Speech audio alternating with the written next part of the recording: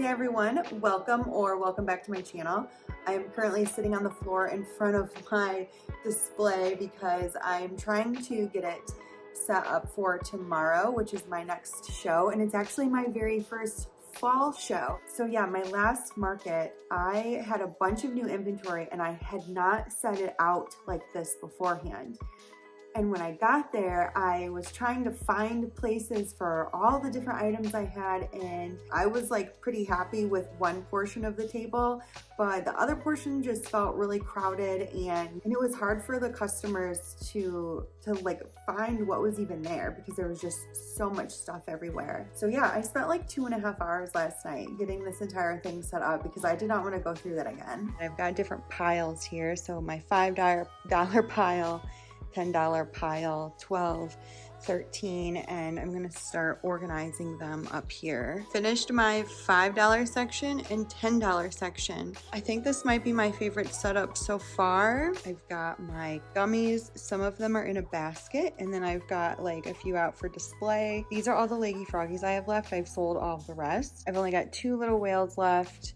I haven't made whales in a while. Whales and octos, I have not made either in a pretty long time. And then my mushy pops, nobody has purchased green or this like mustard. It's mustard. It's the mustard color. Nobody's purchased those, but they have purchased the other colors, and red is very popular. So hopefully I'll have more time to make some red ones before the show. Also, I noticed while I was putting these out, this like tweed color has, I don't think I've sold a single tweed color. I have 4 of them. Maybe I had a couple more, but I think that tweed color has been my least popular color. This black has been my most popular color. I've also got my little pop frogs, which they did get quite a bit of attention at the last show. However, there were no purchases yet. Still have my original mallards, eagles, chick. I have not made any of those in a very long time. My mushy boys have been selling pretty well. I've only got 3 left. My octos, I need to make more. This is all that I have, and I feel like it's nothing. So I need to make more of everything. I've got some manta rays. Out of my 4 shows that I've done so far, I have only sold 1 of them. Okay, this is how we're looking so far. I'm not like super into this area, so still kind of trying to figure that out. And then yeah, this needs some work over here. I still have some more stuff to put. I've got to put my Halloween stuff up here. I think I'm a little more happy with this setup like this. Not completely, because obviously this is not done. That right there is going to be for my Halloween plushies. And then this section right here, I just went on Amazon and did overnight delivery for some of those like cubes. So I can stack some cubes up here and then put these plushies in it because they cannot stand up on their own, which they're super cute, but that is one thing that I have to really try to figure out with my display, because pretty much everything else can, like, you know, kind of sit on its own.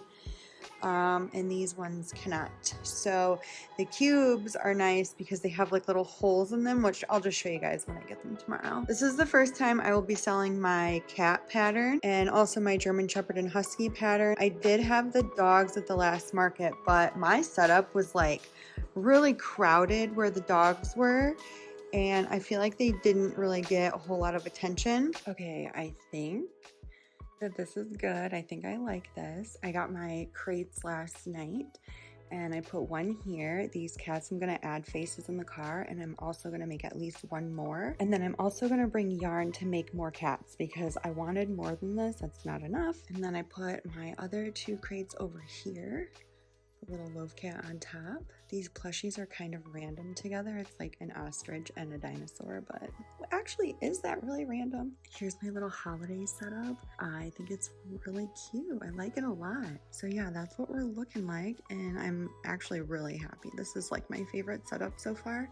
I'm really glad I got these crates. But yeah, okay, I just heard my husband and we need to pack this up and go because I need to leave in like 15 minutes. So when I got here today, I swear this spot was like really tiny and I actually had to do my tables this way instead.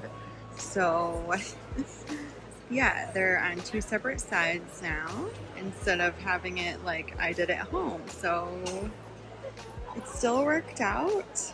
I was still able to fit everything like I expected, but it's at two different tables and I'm not really like loving that. What is that? But I do like the display and the way it looks. We're just kind of stuck out here on the end, but oh well, we just adapted and here we are. Before the show even started, I sold one of my Froggy Pups and I sold two of the pink axolotls. We're like an hour in and the only other thing I've sold is my little cat. Honestly, I kind of think that this setup is not great because people have to come over here and then they have to turn to like see everything in here. So, and then people are coming in and they're like not buying anything, but it is only the first hour and I have until, it's 10 o'clock right now, I have until 4. So I did something really dumb and I like rearranged my tables into two different rows here. And I'm very much regretting it because this is tiny. Like people can't really fit back here. Yeah, and this is going kind of crazy. Okay, finally, this is better. I have my table out front and then I have this huge spot right here and plenty of room for people to walk. This is so much better. My Halloween stuff is back here, which kind of sucks, but I am finally making a bunch of sales. Seriously, like I just moved my setup and I started making sales. And the vendor next to me, they also did the same thing. They saw me moving my stuff and they moved theirs and now they're making sales too. I had my Halloween stuff back there, but I decided to move it up here, which is still probably not like the best, but at least it's out in front. And I'm actually having people come by my table. The only thing is that they're really only focusing on like this front table. They are kind of looking back here, but yeah, I'm not loving this setup, guys, but that's okay. Just gotta kind of roll with it sometimes. There's another crocheter here and I bought this from her. Might be weird to like buy crochet from another artist, but why not? I will have to look her up and see if I can find her on Instagram, but her name is Needy Cat Crochet, which is so cute. And she had some really cute Halloween stuff, but I wanted to support another artist, so I got this guy. Little chicken.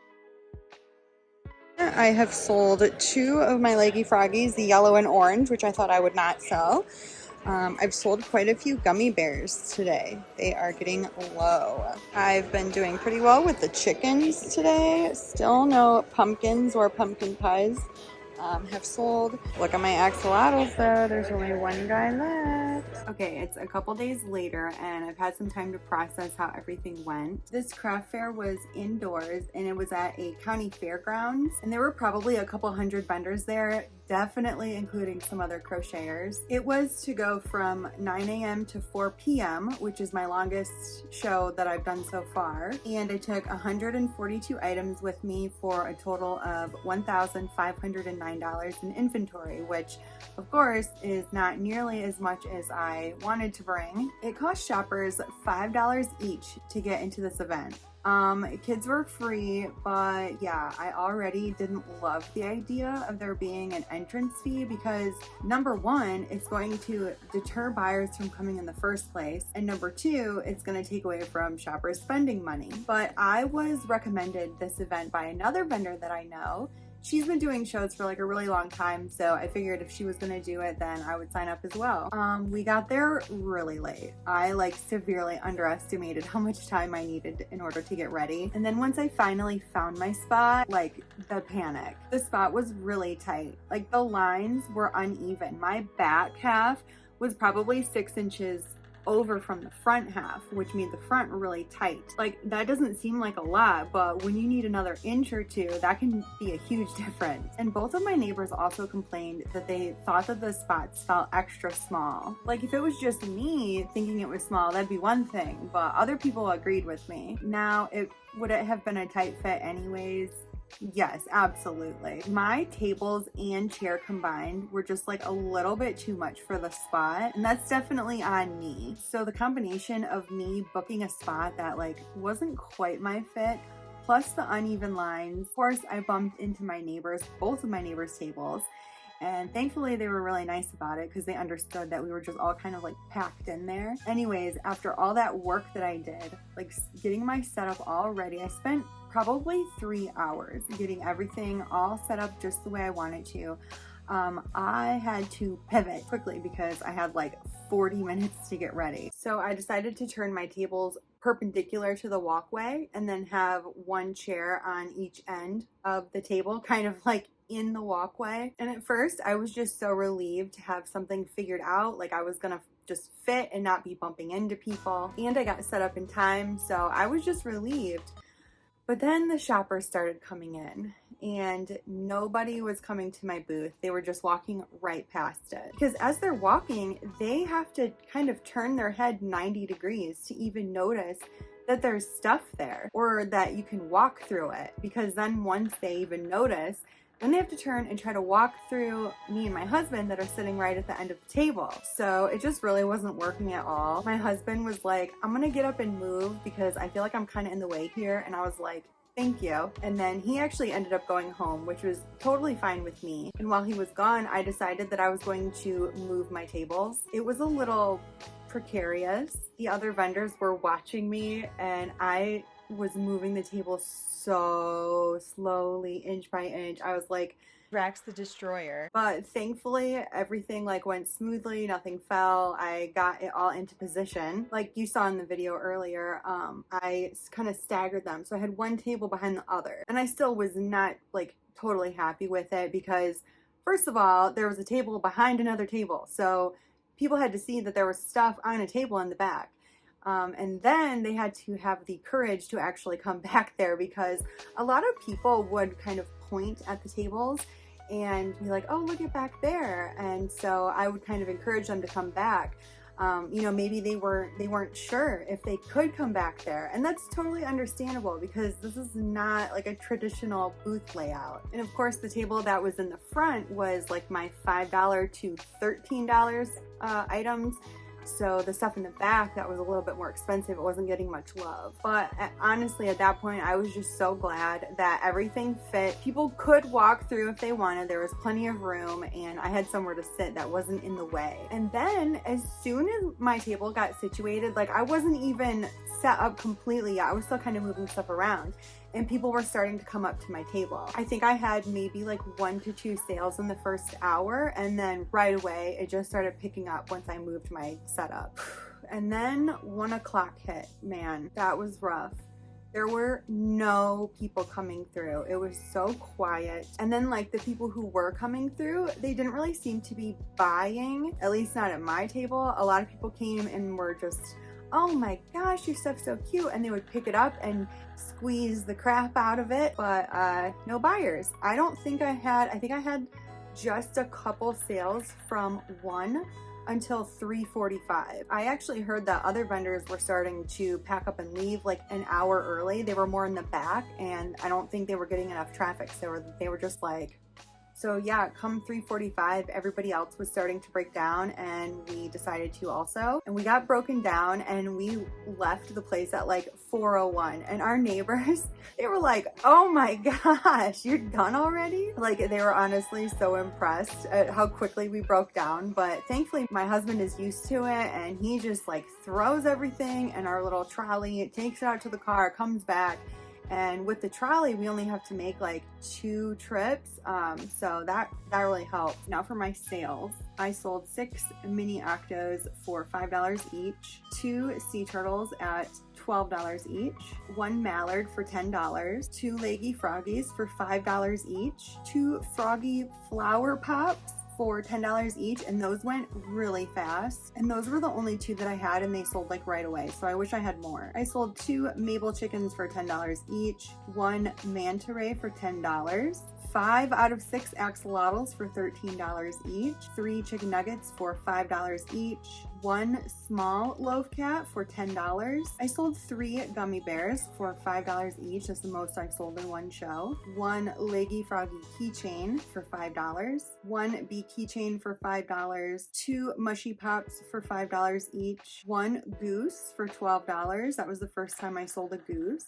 I sold my snowman with a hot chocolate hat. He was a pattern test for Crochet Calls, Claire. I can link her Instagram down in the description. I sold him for $15. And then finally, I also sold 2 of my own dog patterns. I sold one German Shepherd and one Husky, and both of them were supposed to be $18 each, but the Husky kind of had like a couple things wrong with it, so I sold it for $16. So yeah, one German Shepherd for $18 and one Husky for $16. And that is a free pattern that I have on my YouTube, by the way. I can put a link in the description or put like a card somewhere up here, but yeah, it's a free 2-in-1 tutorial for the Husky and German Shepherd, so go check it out. Okay, that was a total of 36 items and $310 in sales. My booth fee, oh my gosh, thank the universe. My booth fee was only $55. My square fees were only $2.37 this time because most shoppers paid in cash, and I'm pretty sure that you only get charged a fee if you actually use like the swipe. My state taxes when I pay them will be around $10, and so that leaves me with about $242.63. At first, I was really disappointed with that number because it's the lowest amount of revenue that I've made since I started doing craft shows, and it was my first fall show, so I was thinking I was going to do amazing. But actually, after all the fees, because my booth fee was so low, I ended up making more than I did my previous 2 events. And then also, something I think some people might not consider is like how the other vendors did, because unfortunately the other vendors there did not do very well. My neighbors confessed to me that they did not even make back their $55 booth fee. Like, imagine putting all that time and effort into your art and then you go there and sit for 7 hours just to make less than what you paid to be there. And like, I know art isn't all about money, obviously, but like, come on. My neighbor, she asked me like, how did you think that the day went? And I didn't want to be like, oh, you know, I made about $300, so I guess it went okay, and here she is sitting at a loss.